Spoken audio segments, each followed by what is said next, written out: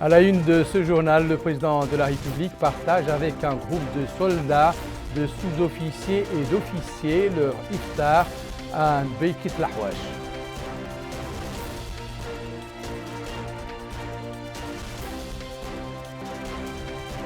Le Premier ministre inaugure une usine de lait UHT dans la Muqata'a de Darnaïm.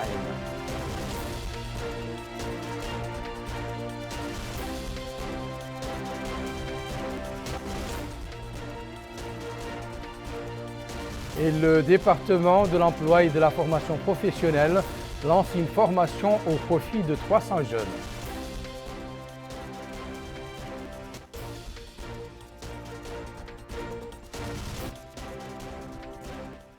Mesdames, Messieurs, bonsoir et bienvenue à cette édition du journal. Une première dans l'histoire du pays. Le président de la République, Mohamed El-Cheikh El-Ghazouani, a partagé hier soir avec un groupe de soldats, de sous-officiers et d'officiers leur iftar, coupure du jeûne à Beikit Lahwash dans la wilaya du Hod Sharqi. Le président était arrivé en début d'après-midi dans la garnison de cette localité frontalière avec le Mali, où il a été accueilli par le ministre de la Défense nationale, Hanan Ould-Sidi, le wali du Hod Sharqi et le commandant de la 5e région militaire, Mohamed Khattat. Pour une première, c'en est vraiment une. Le président de la République, M. Mohamed El-Cheikh El-Ghazouani, prend l'iftar avec un groupe de soldats, de sous-officiers et d'officiers stationnés à environ 1200 km de Nouakchott, à la frontière avec la République sœur du Mali et plus précisément à Beikit Lahwash dans la wilaya du Hod Sharqi. La visite surprise est en soi un événement parce que la première du genre dans l'histoire du pays, un déplacement de si loin qui est l'expression d'un fort message de soutien aux vaillants soldats mauritaniens chargés de sécuriser la frontière du pays, où qu'ils soient d'ailleurs. Ici, à la garnison de Beikit Lahwash, le président de la République, M. Mohamed El-Cheikh El-Ghazouani, a été accueilli à son arrivée hier après-midi sous la musique de l'orchestre militaire qui a brisé le silence du désert par le ministre de la Défense nationale, M. Hanan Ould-Sidi, avant de passer en revue un détachement de l'armée nationale venu lui rendre les honneurs. Mais au-delà de l'effet de surprise et du cachet de rencontre familiale que revêt cette visite du président de la République, chef suprême des armées, qui rend en plein Ramadan, 2 jours après la date anniversaire de la conquête de Badr, Ghazwat Badr al-Kubra, première guerre de l'ère musulmane, c'est surtout le caractère historique de cet iftar qu'il faut retenir, car il inaugure une nouvelle orientation dans la gestion des affaires publiques. Jamais un président de la République ne l'avait fait auparavant. Le président Ghazouani rappelle par ce geste qu'il mesure la difficulté de la mission de ces hommes dans ce coin reculé du pays et vient les remercier pour ce sacrifice de défense de l'intégrité territoriale de notre nation.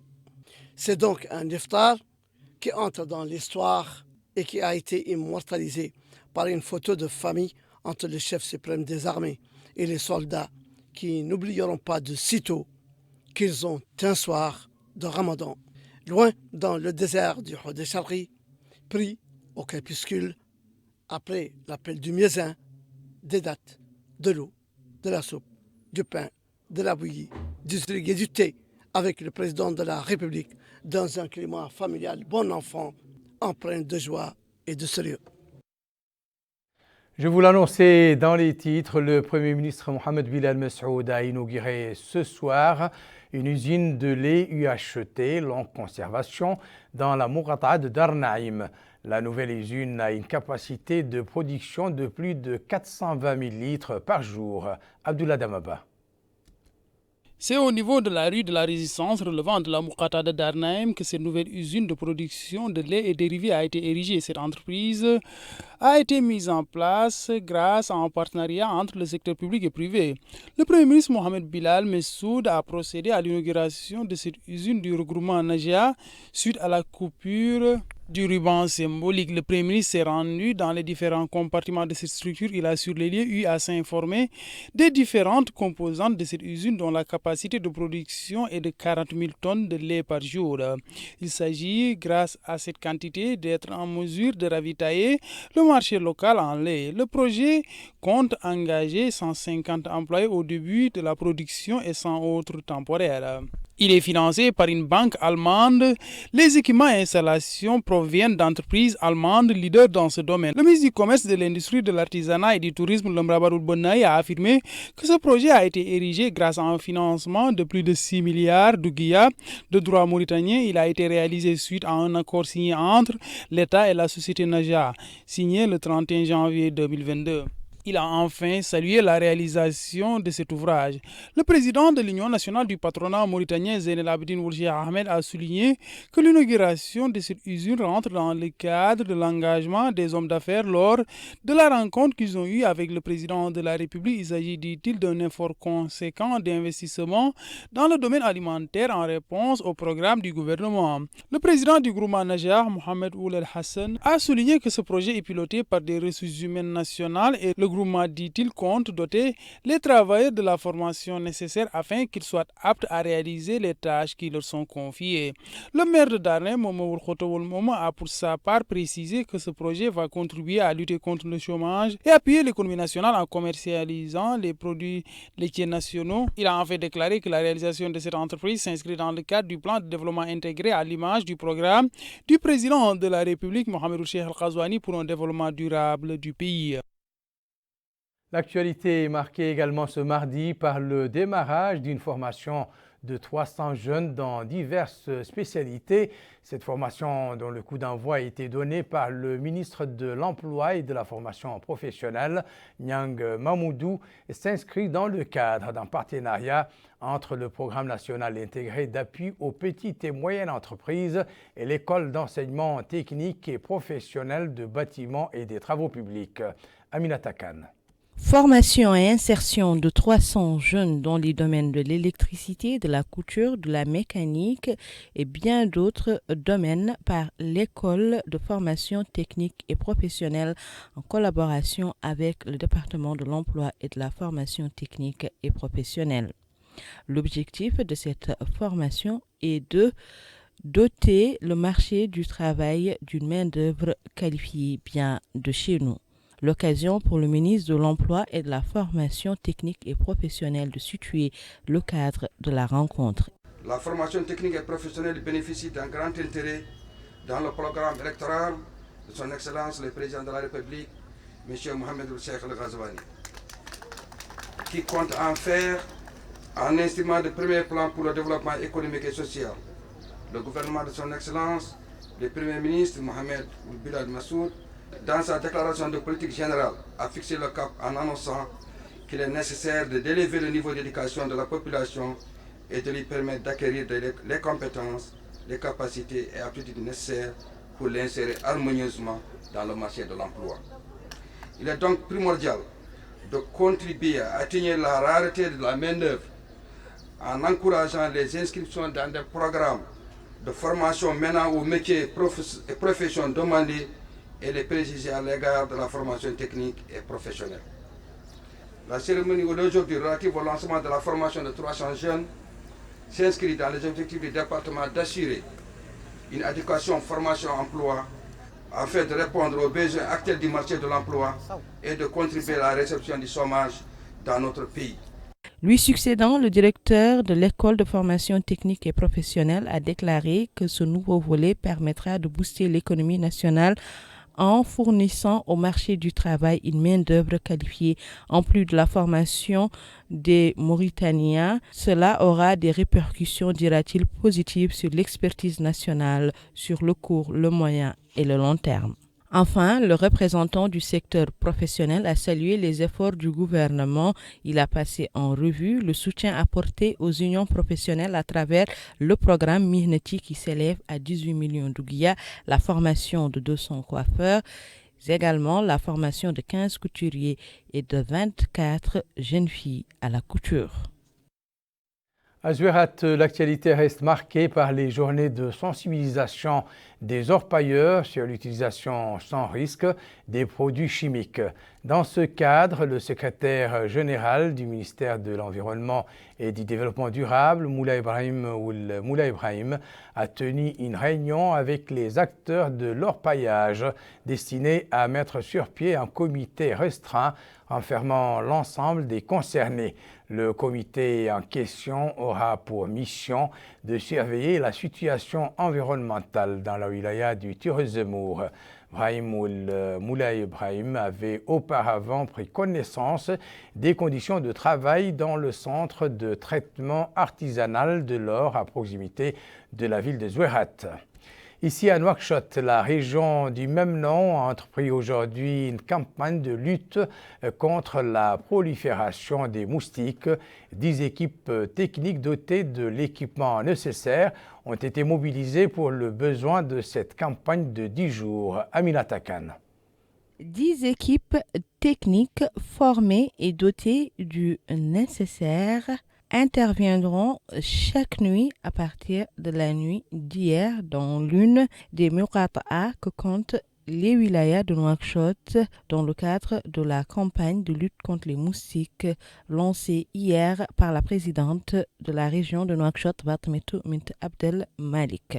L'organisation de cette campagne s'inscrit dans le cadre de la politique visant à limiter la propagation des maladies causées par la reproduction des moustiques. À notre micro, le coordinateur de la cellule de lutte contre les moustiques au niveau de la région de Nouakchott, Mokhtar Mamoun, a indiqué que le produit pulvérisé n'est pas nuisible à la santé des personnes, appelant tous les citoyens à stériliser leurs maisons dans le cadre de cette présente campagne et à fermer leurs voitures lorsque les voitures qui pulvérisent passent à proximité de leur lieu de résidence.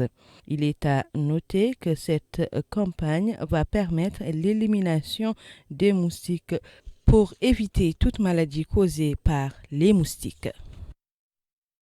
Direction la ville de Tintan dans la wilaya de Houd el-Sharqi.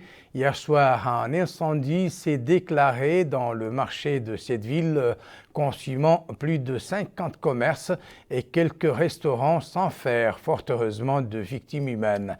Ce matin, le Wali s'est rendu sur les lieux pour s'informer sur le volume des dégâts causés par le sinistre et rassurer les victimes du soutien des pouvoirs publics.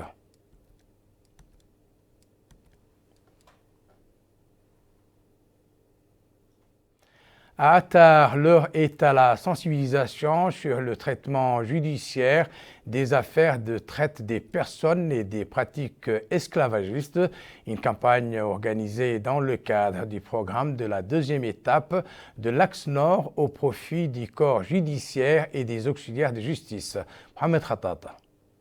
Il s'agit de la deuxième étape de l'axe nord de la campagne de sensibilisation sur le traitement judiciaire des affaires de traite de personnes et des pratiques esclavagistes organisée ici à Attar par le ministère de la Justice au profit des forces de l'ordre, des magistrats, des greffiers et des officiers de police judiciaire en service au niveau des wilayas de l'Inchiri, de l'Adrar et du Tirezemour. L'occasion pour le conseiller technique du ministre de la Justice, M. Ammar El-Qassem, de souligner que cette campagne portera sur la présentation de la loi numéro 17/2020 relative à la prévention et la répression de la traite des personnes et à la protection des victimes, ainsi que la loi numéro 31/2015 incriminant l'esclavage et les pratiques intrinsèques. Il a ajouté que l'État est fermement déterminé dans ses orientations à éradiquer toutes les pratiques qui ne respectent pas la dignité humaine, appelant les forces de l'ordre de la wilaya à être strictes et décisives dans leur traitement des cas liés à de telles pratiques. Il est à noter qu'au menu des activités de cet atelier, outre de discuter de ces lois avec ceux qui sont chargés de leur exécution sur le terrain, et de hisser le niveau de la pratique judiciaire dans ce domaine vers davantage d'efficacité et de généralisation, la sensibilisation des acteurs sur les différents obstacles qui empêchent l'application pratique des lois réglementant le domaine, notamment la loi criminalisant l'esclavage et les pratiques esclavagistes et la loi relative à la prévention et à la répression de la traite des êtres humains et à la protection des victimes en plus de la création des conditions appropriées pour y appliquer les textes juridiques et relatifs. Je rappelle à présent des principaux titres de cette édition. Le président de la République partage avec un groupe de soldats, de sous-officiers et d'officiers leur iftar à Nbikit Lahwash.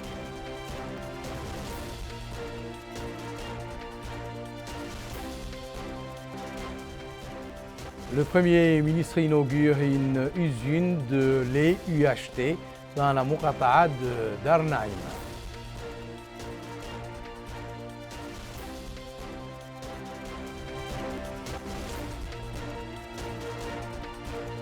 Le département de l'emploi et de la formation professionnelle lance une formation au profit de 300 jeunes.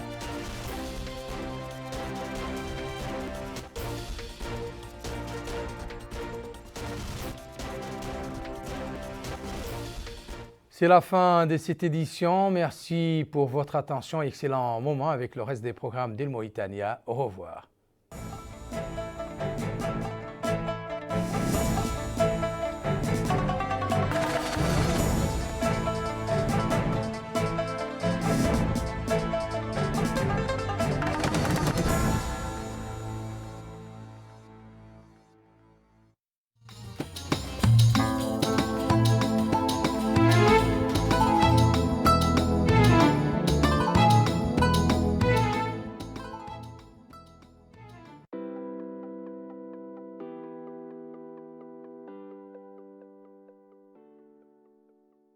بسم الله الرحمن الرحيم. السلام عليكم ورحمة الله.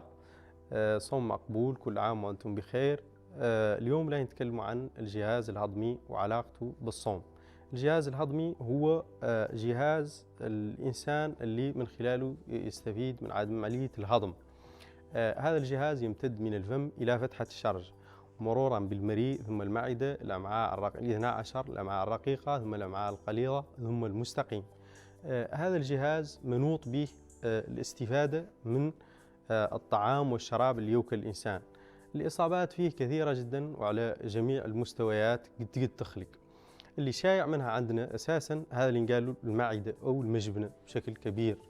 المجبنة هي عبارة عن عضو منوط به تمزيق وإفراز الحامض الهيدروكلوريك على الأطعمة من أجل تحضيرها للامتصاص في الاثنى عشر والأمعاء الرقيقة اللي يبدأ على مستواها الامتصاص.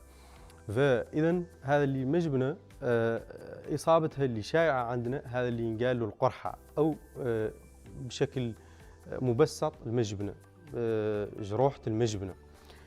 هذه الجروحة غالبا عبارة عن التهاب في مخاطية المعدة، وهذا الالتهاب دائما ناتج عن عدم توازن في عناصر تساعد على القلوية وعناصر تساعد على الحامضية.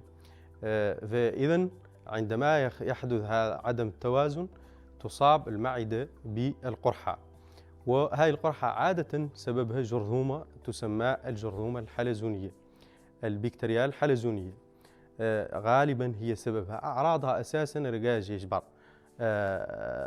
تنشاب والله تقطع، والله يطلع له ذاك الحامض، والله يجبر حرقة بين الأكتاف. غالبا هذه هم أعراضها بشكل مختصر. عادة الناس تعذر منها مولاها ما يقدر يصوم.